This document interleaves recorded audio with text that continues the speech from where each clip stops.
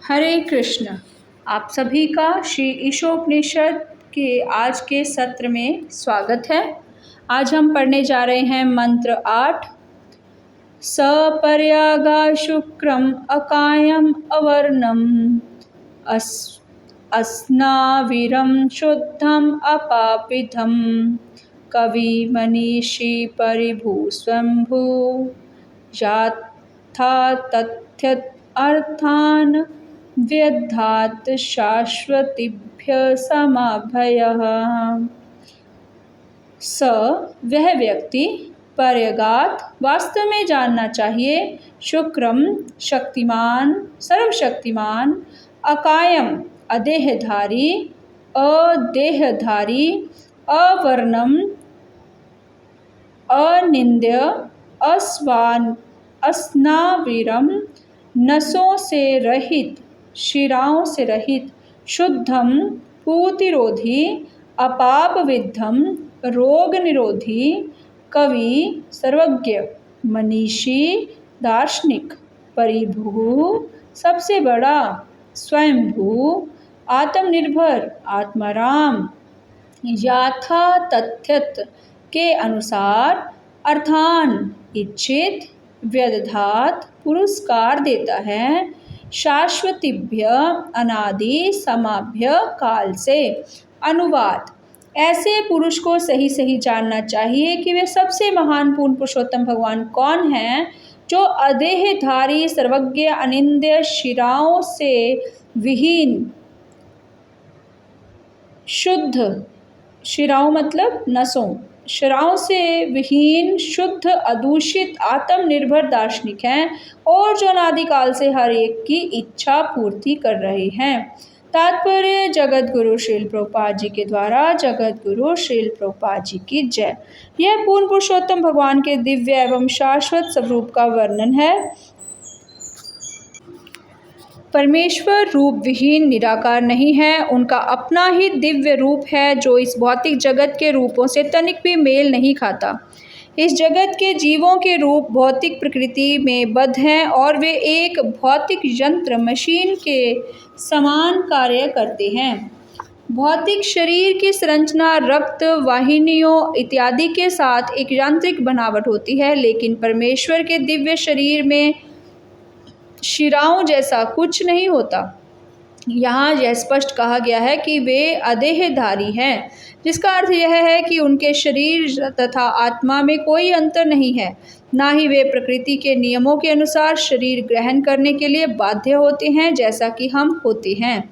भौतिक बद्धावस्था में आत्मा स्थूल देह तथा सूक्ष्म मन से भिन्न है, किंतु भगवान की देह, मन तथा स्वयं उनमें कोई अंतर नहीं है। वे परम पूर्ण हैं और उनका मन, शरीर तथा स्वयं वे सभी एक ही हैं। ब्रह्म संहिता 5.1 में परमेश्वर का ऐसा ही वर्णन मिलता है। ईश्वर परम कृष्ण सच्चिदानंद विग्रह अनादिरादिर गोविंद सर्व कारण कारणम। उसमें उन्हें सच्चिदानंद विग्रह कहा गया है, जिसका अर्थ यह है कि वे दिव्य अस्तित्व, ज्ञान तथा आनंद का पूर्ण प्रतिनिधित्व करने वाले शाश्वत स्वरूप हैं। अतः उन्हें पृथक शरीर अथवा मन की आवश्यकता नहीं होती, जैसे हमें भौतिक अस्तित्व में होती है। वैदिक ग्रंथों में स्पष्ट कथन है कि भगवान का दिव्य शरीर हमारे शरीर से सर्वथा भिन्न होता है, इसलिए उन्हें कभी कभी निराकार कहा जाता है। इसका अर्थ यह है कि उनका स्वरूप हमारे समान नहीं होता और वे ऐसे रूप से विहीन हैं जिसकी हम कल्पना कर सकें। ब्रह्म संहिता 5.32 में आगे यह भी कहा गया है, अंगानि यस्य सकलेन्द्रियवृत्तिमन्ति पश्यन्ति पान्ति कलयन्ति चिरं जगन्ति आनंद चिन्मय सदुज्ज्वल विग्रहस्य गोविंदमादिपुरुषं तम अहं भजामि। कि भगवान अपने शरीर के किसी भी अंग से दूसरी इंद्रियों का काम भी कर सकते हैं। इसका अर्थ यह हुआ कि वे अपने हाथों से चल सकते हैं, अपने पाँवों से वस्तुएं पकड़ सकते हैं, अपने हाथों तथा पैरों से देख सकते हैं, अपनी आँखों से खा सकते हैं, इत्यादि इत्यादि। श्रुति मंत्रों में यह भी कहा गया है कि यद्यपि भगवान को हमारे जैसे हाथ पाँव नहीं होते, किंतु उनके भिन्न प्रकार के हाथ एवं पैर होते हैं, जिनसे वे हमारे द्वारा अर्पित हर वस्तु ग्रहण कर सकते हैं और किसी की भी अपेक्षा अधिक तेज दौड़ सकते हैं। इस 8वें मंत्र में इन सारे तथ्यों की शुक्रम सर्वशक्तिमान जैसे शब्द के उपयोग से पुष्टि होती है। भगवान का पूज्य स्वरूप अर्चा विग्रह, जिसकी स्थापना ऐसे प्रामाणिक आचार्य द्वारा मंदिरों में की जाती है जिन्होंने 7वें मंत्र के अनुसार भगवान का साक्षात्कार किया है, भगवान के मूल स्वरूप से अभिन्न है। भगवान का मूल स्वरूप श्री कृष्ण का है और श्री कृष्ण अपना विस्तार असंख्य रूपों में यथा बलदेव, राम, नरसिंह, वराह आदि में करते हैं। ये सारे स्वरूप एक ही भगवान हैं। इसी तरह जिस अर्चा विग्रह की मंदिरों में पूजा की जाती है वह भी भगवान का विस्तारित रूप है। अर्चा विग्रह की पूजा करके मनुष्य तुरंत उन भगवान के निकट पहुंच सकता है जो अपनी सर्वव्यापक शक्ति से भक्त की सेवा स्वीकार करते हैं। भगवान का अर्चा विग्रह आचार्यों के अनुरोध पर अवतरित होता है और वह उनकी सर्वशक्तिमत्ता के बल पर अपने मूल रूप की तरह ही कार्य करता है। जिन मूर्ख लोगों को श्री ईशोपनिषद का या किसी भी अन्य श्रुति मंत्रों का ज्ञान नहीं है, वे शुद्ध भक्तों द्वारा पूजित अर्चा विग्रह को भौतिक तत्वों से निर्मित मानते हैं। यह स्वरूप मूर्ख लोगों या कनिष्ठ अधिकारियों को उनकी अपूर्ण दृष्टि के कारण भौतिक दिखता है, लेकिन ऐसे लोग यह नहीं जानते कि भगवान श्री सर्वशक्तिमान तथा सर्वज्ञ होने के कारण इच्छानुसार जड़ को चेतन और चेतन को जड़ में बदल सकते हैं। श्रीमद् भगवद गीता 9.11-12 में भगवान उन अल्पज्ञ व्यक्तियों की पतित अवस्था पर खेद प्रकट करते हैं जो भगवान का इसलिए उपहास करते हैं कि वे मनुष्य की भांति इस जगत में अवतरित होते हैं। अवजानन्ति मां मूढ़ा मानुषीं तनुमाश्रितं परं भावम् अजानन्तो मम भूत महेश्वरम् मोघाशा मोघकर्माणो मोघज्ञाना विचेतसः राक्षसीं आसुरीं चैव प्रकृतिं मोहिनीं श्रितः। ऐसे अल्पज्ञ व्यक्ति भगवान की सर्वशक्तिमत्ता को नहीं जानते। इस प्रकार मानसिक तर्कवादियों के लिए भगवान कभी पूर्ण रूप से प्रकट नहीं होते। वे उनके प्रति व्यक्ति की शरणागति की मात्रा के अनुसार ही जाने जा सकते हैं। जीवों की पतित अवस्था का एकमात्र कारण ईश्वर के साथ अपने संबंधों की विस्मृति ही है। इस मंत्र में तथा अन्य अनेक वैदिक मंत्रों में यह स्पष्ट कहा गया है कि भगवान अनादिकाल से जीवों की सारी वस्तुएं प्रदान करते आ रहे हैं। जीव जो वस्तु चाहता है भगवान उसे जीव की योग्यता के अनुपात से उसे प्रदान करते हैं। यदि कोई मनुष्य उच्च न्यायालय का न्यायाधीश बनना चाहता है तो उसे न केवल आवश्यक योग्यताएं अर्जित करनी होंगी, अपितु उसे उस अधिकारी की सहमति भी प्राप्त करनी होगी जो उच्च न्यायालय के न्यायाधीश की पदवी प्रदान कर सकता है। पद प्राप्ति के लिए मात्र योग्यताएं ही प्राप्त नहीं होंगी, यह पद किसी श्रेष्ठ अधिकारी द्वारा प्रदान किया जाना चाहिए। इसी प्रकार भगवान जीवों को उनकी योग्यता के अनुसार भोग प्रदान करते हैं, किंतु मात्र योग्यता ही पुरस्कार पाने के लिए पर्याप्त नहीं होती। भगवान की कृपा की भी आवश्यकता होती है।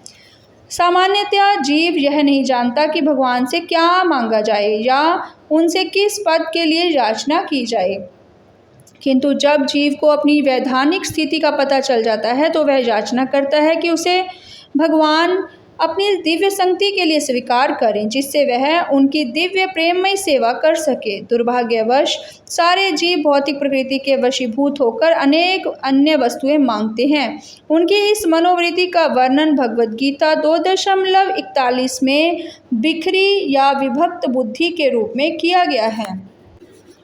व्यवसायात्मिका बुद्धिर एके हे कुरु नंदन बहुशाखा है नंताश्च बुद्धियो अव्यवसायिनाम।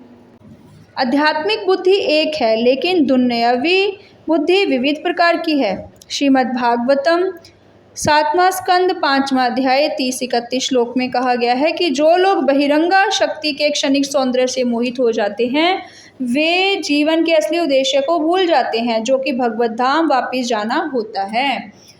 इसे भूलकर मनुष्य अनेक योजनाओं तथा कार्यक्रमों द्वारा संतुलन लाना चाहता है, लेकिन यह तो चबाए हुए को फिर से चबाने की भांति है। फिर भी भगवान इतने कृपालु हैं कि वे भुलक्कड़ जीव को बिना किसी अवरोध के इसी तरह आगे चलने देते हैं। अतः ईशोपनिषद का यह मंत्र अत्यंत उचित शब्द याथा तथ्यत का उपयोग करता है, जिससे यह सूचित होता है कि भगवान जीवों को उनकी इच्छाओं के अनुसार पुरस्कृत करते हैं।